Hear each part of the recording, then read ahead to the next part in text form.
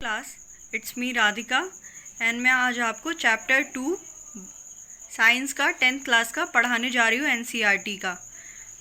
ठीक है, इसमें अभी हम सेकंड चैप्टर में क्या पढ़ेंगे, acid, base and salt. Acid क्या होता है, बेस क्या होता है एंड देन सॉल्ट क्या होता है। इन तीनों चीज़ों की हम डिफ्रेंशिएशन करेंगे, एक दूसरे से कैसे डिफरेंट होते हैं, इनकी प्रॉपर्टीज़ क्या होती हैं, कैसे जब ये किसी किसी चीज़ से मतलब डिफरेंट चीज़ों से रिएक्ट करते हैं तो उनसे वो क्या रिलीज़ आउट करते हैं, ये हम आगे पढ़ेंगे। फर्स्टली हम डिस्कस कर लेते हैं एसिड क्या होता है। Acid are sour in taste, sour means खट्टा, and base are bitter in taste. Acid क्या होता है, खट्टा होता है टेस्ट में। अगर हम ये इसकी प्रॉपर्टी बोल सकते हैं तो एसिड होता है सोर इन टेस्ट एंड बेस क्या होता है, बिटर इन टेस्ट, मतलब कड़वा होता है वो टेस्ट में। Then changes the colour blue litmus to red and changes the colour red litmus to blue. अब एसिड में हम क्या बोल सकते हैं कि ये कलर को चेंज कर देता है ब्लू लिटमस को रेड में। अगर लिटमस पेपर जो होता है वो आगे हम पढ़ेंगे किस टाइप का, वो जो लिटमस पेपर होता है वो किस टाइप का इंडिकेटर होता है, मैं आगे आपको बताऊंगी। तो अगर हम एसिड को लिटमस पेपर में डिप आउट करेंगे तो फिर ये ब्लू लिटमस को रेड में चेंज कर देगा, और वैसे ही बेस को अगर हम रेड लिटमस के साथ डिप करेंगे या उस पर कुछ बूंद बेस के डालेंगे तो वो रेड लिटमस को ब्लू में चेंज कर देगा। ठीक है, अब कैसे हम पता कर सकते हैं कि ये एसिड है या बेस है, तो ये हम इंडिकेटर्स कहते हैं उन्हें, जो इंडिकेट करते हैं कि ये एसिड है या बेसिक इन नेचर है। तो कुछ इंडिकेटर्स पढ़ लेते हैं।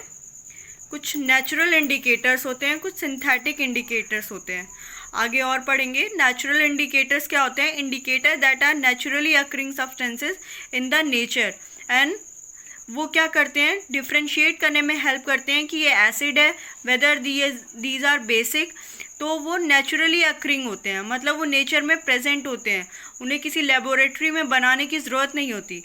तो these type of indicator are called it natural indicator. जैसे कि एग्जांपल है लिटमस पेपर, जो अभी हमने ऊपर डिस्कस किया था। लिटमस पेपर एक टाइप का नेचुरल इंडिकेटर होता है। टर्मरिक मीन्स हल्दी, जो कि ऑल्सो लिटमस पेपर की तरह ही नेचुरल इंडिकेटर होता है। फिर सिंथेटिक इंडिकेटर क्या होता है, indicator which are prepared in laboratory. Those indicator which are prepared in laboratory are called as synthetic indicator। Synthetic indicator कौन से होते हैं, जो लेबोरेटरीज में प्रिपेयर किए जाते हैं, लैब में प्रिपेयर किए जाते हैं, नेचुरली अकरिंग नहीं होते, और वो डिफ्रेंशिएट करने में हेल्प करते हैं कि ये एसिड है या बेस, उसको हम कहते हैं सिंथेटिक इंडिकेटर। एग्जाम्पल क्या है, मिथाइल ऑरेंज, और या फिर फिनोल्फथलीन का भी हम एग्जाम्पल ले सकते हैं। आगे मैं आपको इसको दिखाती हूँ कि कैसे कैसे एसिड को किस कलर में चेंज करता है। अगर एसिड होता है तो उसका क्या रूल आउट करने का तरीका है, या फिर अगर वो बेस है तो उसे हम कैसे रूल आउट कर सकते हैं। वैसे ही फिनोल्फथलीन का भी मैं बताती हूँ। देख लीजिए इधर कि फिनोल्फथलीन जो होता है वो एक टाइप का सिंथेटिक इंडिकेटर है। उसका कलर क्या होता है, कलरलेस होता है। बट अगर हम उसे एसिड के साथ रिएक्ट कराएंगे, जैसे कि उसमें थोड़ा सा एसिड डिप करेंगे, तो वो कलरलेस हो जाएगा, मतलब वो कलरलेस ही रहेगा, उसका कोई जो शो नहीं करेगा वो। बट बेस है, अगर उसके साथ हम रिएक्ट कराते हैं, जैसे कि बेस में अगर हम लिटमस फिनोल्फथलीन अगर हम डालेंगे थोड़े से 2-3 ड्रॉप, तो उसका कलर चेंज होके क्या हो जाएगा, पिंक इन कलर हो जाएगा। और वैसे ही अगर मिथाइल ऑरेंज है, मिथाइल ऑरेंज भी एक टाइप का सिंथेटिक इंडिकेटर है, जो कि मैंने आपको बताया था पहले, वो ऑरेंज इन कलर होता है। अगर हम उसे एसिड के साथ रिएक्ट कराते हैं तो वो उसका कलर चेंज होके रेड इन कलर हो जाता है। वैसे ही अगर हम उसे बेस के साथ रिएक्ट कराएंगे तो उसका कलर ऑरेंज से चेंज होके येलो में चेंज हो जाएगा। ठीक है, तो हमें पता कर सकते हैं कि ये बेस है या एसिड है with the help of these two synthetic indicator. ऐसे ही कुछ ऑल्फैक्टरी इंडिकेटर्स भी होते हैं। ऑल्फैक्टरी मीन्स हम उसे सूंघ के पता कर सकते हैं थ्रू देयर ओडर, मतलब उनकी जो गंध है, एक तरफ से हम कह सकते हैं कि उनकी गंध से या फिर सूंघ कर हमें पता लग जाएगा कि ये एसिड है वेदर दे आर बेस। दो substances whose odour in changes in acid और basic solution are called olfactory indicators. जो सब्सटेंसेस ओडर चेंज कर लेते हैं। इन एसिडिक और basic solution are called olfactory indicators. जैसे कि एग्जांपल ले लेते हैं, vanilla extract and onion. Vanilla extract and onion are 2 example. Cloves भी इसका एग्जाम्पल ले सकते हैं, आपकी बुक में दिया हुआ है एनसीईआरटी की। Vanilla extracts and onion are used as olfactory indicator because its smell can be detected only in acid not in base।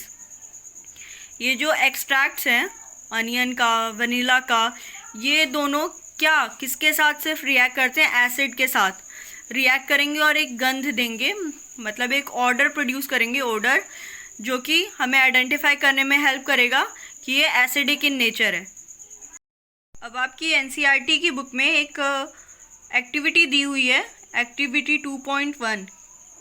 क्या है वो activity? Understanding the chemical properties of acid and base. Chemical properties देखते हैं acid और base की क्या होती हैं। 2.1 एक्टिविटी में है, एनसीईआरटी की 10th क्लास की। उसे देखते हैं, आगे डिस्कस करते हैं। हाइड्रोक्लोरिक एसिड, सल्फ्यूरिक एसिड, ये सारे कंसनट्रेटेड एसिड है कुछ, और कुछ बेसेस के नेम लिखे हैं, इनकी केमिकल प्रॉपर्टीज चेकआउट करते हैं। ठीक है, तो हाइड्रोक्लोरिक एसिड जिसका सिंबॉलिक फॉर्म क्या है? HCl। Sulphuric acid H2SO4। Nitric acid HNO3। ये सारे कुछ कंसनट्रेटेड एसिड है। और ये एसिटिक एसिड, ये थोड़ा वीक एसिड है, CH3COOH। And then sodium hydroxide NaOH, ये बेस है। आगे कुछ और बेस हैं, जैसे कि calcium hydroxide CaOH2, potassium hydroxide KOH, and then magnesium hydroxide MgOH2, ammonium hydroxide NH4OH। ये कुछ आपको बेस हैं, कुछ एसिड हैं, कुछ कंसनट्रेटेड एसिड हैं, कुछ वीक एसिड हैं। अब इनकी कुछ केमिकल प्रॉपर्टीज़ देख लेते हैं, कैसे हम इनको डिफ्रेंशिएट कर सकते हैं कि ये एसिड है, अब कैसे हम बता सकते हैं बेस है।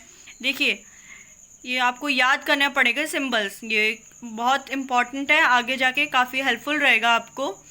हाइड्रोक्लोरिक एसिड, ये बहुत कंसनट्रेटेड एसिड है, इनको हम डिफरेंट सब्सटेंसेस के साथ जब रिएक्ट कराएंगे, उनका केमिकल रिएक्शन देखेंगे, तो हमें इसका सिंबॉलिक फॉर्म यूज़ करना होगा, इसके लिए आपको इसको याद करना पड़ेगा। ठीक है, अभी इसका रिएक्शन हम देख लेते हैं, केमिकल प्रॉपर्टीज़ क्या है। ठीक है,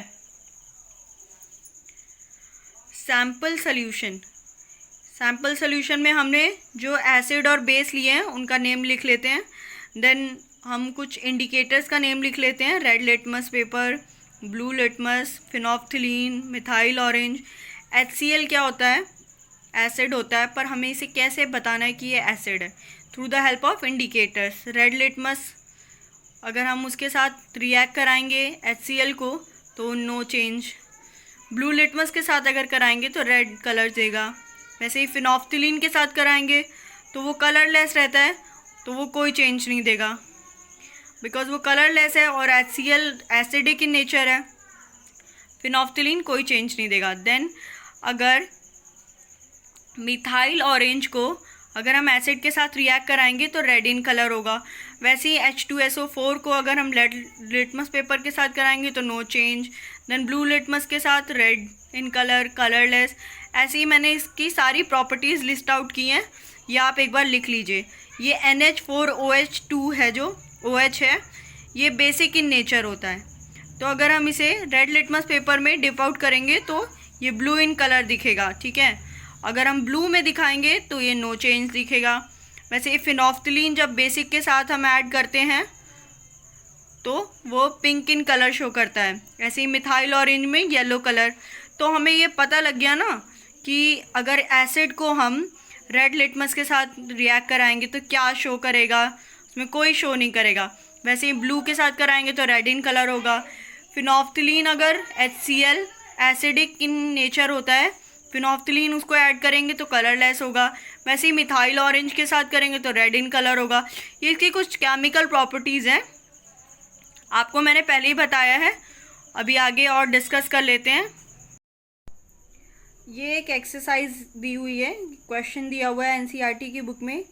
3 टेस्ट ट्यूब दिए हैं, one of them contain distilled water, then एक कंटेन करता है एसिड सोल्यूशन, एक कंटेन करता है बेस।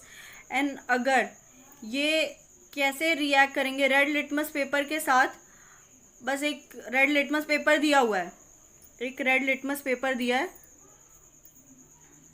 ठीक है, एक रेड लिटमस पेपर दिया है जिसको अगर हम तीनों के साथ डिप आउट करेंगे तो हमें पता लगना चाहिए कि ये एसिड है, ये बेस है, ये वाटर है। इसको हमें डिफ्रेंशिएट करना है सिर्फ एक रेड लिटमस पेपर के साथ। ये 3 टेस्ट ट्यूब मैंने बना दी। अब हम देख लेते हैं कि ये 3 टेस्ट ट्यूब कैसे हेल्प करेंगी हमें सिर्फ रेड लिटमस पेपर के साथ डिफ्रेंशिएट करने में कि कौन सा एसिड है, कौन सा बेस है एंड कौन सा वाटर है। अब जो बेस होगा वो तो आपको पता है कि अगर रेड लिटमस पेपर डिप करेंगे उसमें तो वो ब्लू इन कलर हो जाएगा, राइट।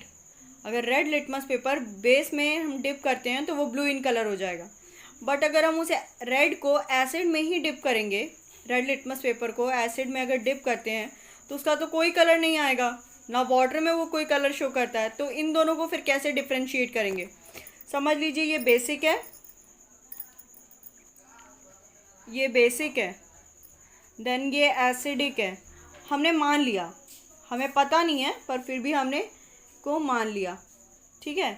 अभी मान लिया तो इसमें ये रेड लिटमस पेपर इसमें डिप किया तो ये हमें red in colour blue in colour मिल गया, ये चेंज हो गया ब्लू कलर में। बट अगर हमने इसमें डिप किया तो वो तो कलर चेंज ही नहीं करेगा, तो पता कैसे चलेगा ये एसिड है कि ये वाटर है, कि ये एसिड है कि ये वाटर है। तो अब इन दोनों में डिफ्रेंशिएट करने के लिए क्या करेंगे, इसको इसके साथ थोड़ा थोड़ा मिक्स करेंगे। इसको जब इसके साथ थोड़ा मिक्स करेंगे तो ये चेंज हो जाएगा। इसको इसके साथ मिक्स करेंगे तो सॉल्ट के फॉर्म में थोड़ा सा आएगा, ये हम आगे रिएक्शंस कुछ देखेंगे। सॉल्ट प्लस वाटर दिखेगा, ठीक है। तो सॉल्ट प्लस वाटर दिखेगा तो उसमें तो कोई कलर नहीं आएगा। पर अगर ये जब हमने इसके साथ ऐड किया, पर अगर हम ये जब ये वाला और ये वाला ऐड करेंगे तो फिर क्या हमें मिलेगा, बेसिक। ये सॉल्यूशन क्या हो जाएगा, बेसिक बन जाएगा, ठीक है। ये सॉल्यूशन बेसिक बन गया। तो अगर हम इसमें रेड लिटमस पेपर डालते हैं तो ये किस फॉर्म में चेंज हो जाएगा, रेड कलर में हो जाएगा। तो हमें पता लग जाएगा ना कि ये और ये जब मिला है तो बेसिक हुआ है, मतलब ये वाटर होगा, तभी ये इसके साथ मिलके ना बेसिक फॉर्म होगा। अगर ये इसके साथ मिला है तो मतलब सॉल्ट एंड वाटर किया है तो इसमें कलर चेंज नहीं होगा, तो इट मीन्स ये एसिडिक हुआ। दोनों अगर मिलेगा कलर चेंज नहीं हुआ मतलब ये एसिडिक होगा, दूसरा सॉल्यूशन जो बेसिक के अलग था। अगर हम बेसिक और वाटर वाला ऐड करते हैं तो वो बेसिक फॉर्म में कन्वर्ट हो जाएगा, डिल्यूटेड बेसिक होगा बट होगा तो बेसिक इन नेचर, तो उसका कलर लिटमस पेपर का चेंज होके रेड इन कलर हो जाएगा। अब हम देख लेते हैं how do acids and base react with metal. अगर हम एसिड को और बेस को मेटल के साथ रिएक्ट करेंगे तो उसमें क्या प्रोड्यूस होगा प्लस क्या रिलीज आउट होगा, देखते हैं आगे। फर्स्टली एसिड के साथ देख लेते हैं। H2SO4 ये काफ़ी कंसनट्रेटेड एसिड है और Zn ये एक टाइप का मेटल है। तो अगर ये दोनों रिएक्ट करेंगे एक दूसरे से तो क्या फॉर्म करेंगे, ZnSO4 plus H2। Acid H2SO4 था, मेटल था जिंक, और जब ये दोनों रिएक्ट किए एक साथ तो इन्होंने एक सॉल्ट प्लस एक हाइड्रोजन गैस भी प्रोड्यूस किया।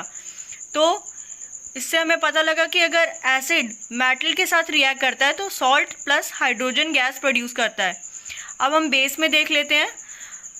Sodium hydroxide NaOH plus Zn solid form में है मेटल। ये NaOH जो है वो बेसिक इन नेचर है, that is base, and Zn क्या है, एक मेटल है। जब एक दूसरे के साथ ये रिएक्ट करेंगे देन ये प्रोड्यूस करेंगे sodium zincate NaZnO2 solid form में होगा जो कि एक टाइप का सॉल्ट है, और H2 रिलीज़ करेगा गैस। ये 2018 में पेपर में आया था, ये काफ़ी इंपॉर्टेंट क्वेश्चन है। मतलब ये रिएक्शन आया था, इसको आपको सॉल्व करना था। ये रिएक्शन 2018 में आया था, काफ़ी इंपॉर्टेंट है, इसे लिख लीजिए, याद कर लीजिए, ताकि अगर ये वापस आने के चांसेस हो तो आपको याद रहे, ठीक है। अभी हम आगे देख लेते हैं। How do metal carbonates and metal hydrogen carbonates react with acid. अगर मेटल कार्बोनेट्स को और मेटल हाइड्रोजन कार्बोनेट्स को रिएक्ट करेंगे हम एसिड के साथ तो क्या प्रोड्यूस होगा, क्या उससे फॉर्म होगा। ठीक है, तो कार्बोनेट को हम क्या कहते हैं, CO3 हम कार्बोनेट्स को कहते हैं, हाइड्रोजन कार्बोनेट HCO3 को कहेंगे। ठीक है, अब ये हम इसमें देख लेते हैं NaHCO3 सोडियम बाइकार्बोनेट भी कहते हैं, सोडियम हाइड्रोजन कार्बोनेट भी कहते हैं, एंड Na2CO3 सोडियम कार्बोनेट कहते हैं।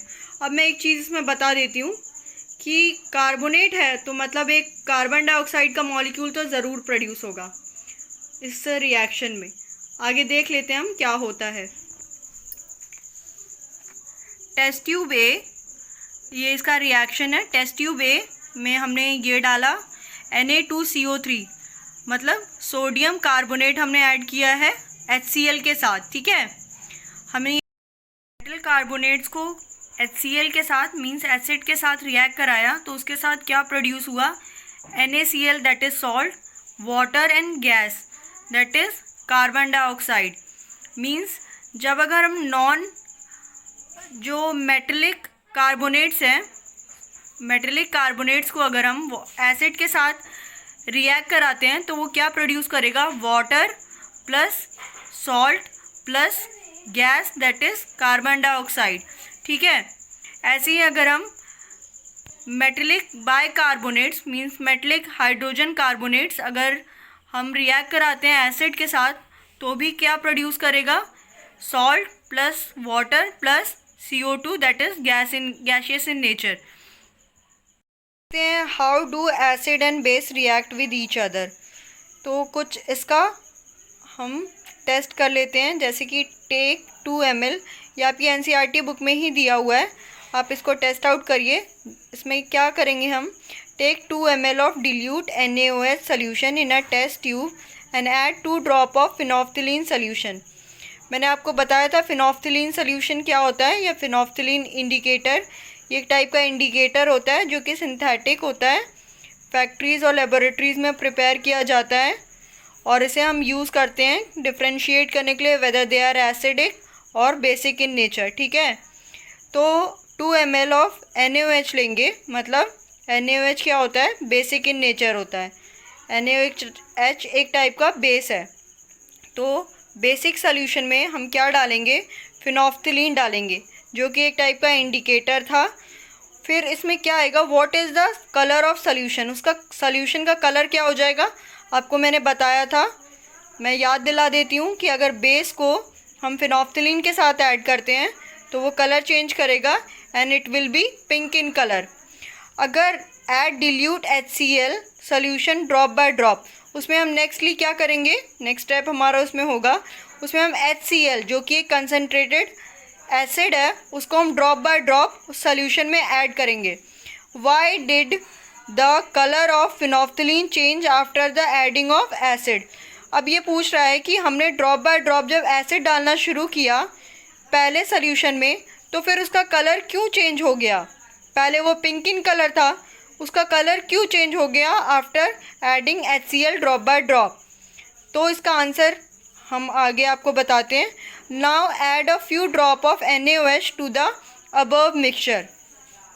अब वो बोल रहा है वापस से NaOH उस मिक्सचर में सोल्यूशन में डालिए जिसमें हमने drop by drop HCl add किया था।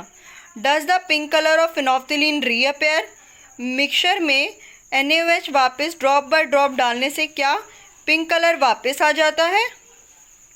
Y do you think this has happened, आपको क्यों लगता है कि ये ऐसा हुआ है। अब हम आपको मैं स्टेप बाय स्टेप इसका आंसर बताती हूँ। देखिए, पहले हमने टेक 2 ml ऑफ NaOH लिया, हमने एक बेसिक सोल्यूशन लिया जिसमें हमने क्या ऐड किया, phenolphthalein. Phenolphthalein is a type of synthetic indicator, उसे दोनों को हमने ऐड किया तो हमें क्या कलर मिला, पिंक इन कलर वो सोल्यूशन बन गया। तो इसका दूसरे का आंसर क्या होगा, पिंक कलर होगा। ठीक है, फिर हमने add HCl solution drop by drop, उस कलर जो सोल्यूशन जो पिंक इन कलर हो गया था उसमें हमने एसिडिक मीडियम बनाने के लिए थोड़ा HCl ड्रॉप बाय ड्रॉप डालते गए तो उसमें क्या हुआ, न्यूट्रलाइजेशन रिएक्शन हुआ। एक रिएक्शन हुआ जिसमें एसिड और जो बेस था उसने एक दूसरे के साथ रिएक्ट किया और वो दोनों ही डिल्यूट फॉर्म में होते गए एंड देन वो न्यूट्रलाइज हो गए। न्यूट्रलाइज मीन्स दोनों ने एक दूसरे की ताकत खत्म कर दी। Why did the colour of phenolphthalein change after the adding of acid. अब ये पूछ रहा है क्यों ऐसा हुआ कि फिनोफ्थिलीन जब ऐड किया गया और उसके बाद फिर हमने एसिड ऐड किया तो उसका कलर क्यों चेंज हुआ। क्यों? क्योंकि न्यूट्रलाइजेशन रिएक्शन की वजह से हुआ। ठीक है, जिसमें क्या होता है कि एसिड और बेस एक दूसरे के साथ मिक्सअप होके क्या बनाते हैं, सॉल्ट प्लस वाटर बना देते हैं। तो सॉल्ट प्लस वाटर बना देंगे तो एसिड भी हट गया, बेस भी हट गया, वाटर और सॉल्ट बन गया, तो उसका कलर चेंज हो गया, पिंक से वो कलरलेस हो गया। अब क्या, now add few drops of NaOH to the above mixture. जो पहले मिक्सचर था जो कि अब कलरलेस हो गया था, उसमें वापस इन्होंने कहा थोड़ा थोड़ा NaOH मिला दो। अब NaOH क्या होता है, बेसिक इन नेचर होता है। हमने वापस उसमें NaOH मिलाया तो वो थोड़ा थोड़ा वापस और बेसिक बनने लग गया, और फिर फिनोफ्थिलीन तो उसमें था ही, तो उसका कलर वापस रीअपेयर पिंक इन कलर हो गया वो। Y do you think this has happened. ये क्यों हुआ? क्योंकि हमने NaOH जो मिलाया वापस से वो बेसिक इन नेचर था, तो वो जो सॉल्यूशन था वो वापस बेसिक इन नेचर बन गया और उसका कलर चेंज वापस हो गया और रीअपेयरेंस ऑफ पिंक कलर हो गया। देखिए, वन वर्ड टाइप में भी आता है कि न्यूट्रलाइजेशन रिएक्शन क्या होता है। न्यूट्रलाइजेशन रिएक्शन होता है the reaction between an acid and a base to give a salt and water is known as neutralisation reaction. क्या होता है, जब एसिड और बेस एक दूसरे के साथ रिएक्ट करता है तो वो प्रोड्यूस करता है सॉल्ट और वाटर। उसी रिएक्शन को हम कहते हैं न्यूट्रलाइजेशन रिएक्शन। क्यों? जैसे ये देख लेते हैं, ये बेस है एंड ये एसिड है। अगर हमने इसको एक सॉल्यूशन में दोनों को मिक्स किया तो ये सॉल्यूशन क्या प्रोवाइड करेगा, सॉल्ट प्लस वाटर। क्यों? इसका रिएक्शन हम देख लेते हैं। ये देखिए, जैसे एक एग्जांपल ले लेते हैं, NaOH क्या है, बेसिक इन नेचर है, HCl क्या है, एसिडिक इन नेचर है, दोनों एक्वस फॉर्म में है। तब इन दोनों ने रिएक्ट किया तो क्या बताया, NaCl एक्वस सोल्यूशन में आ गया और H2O।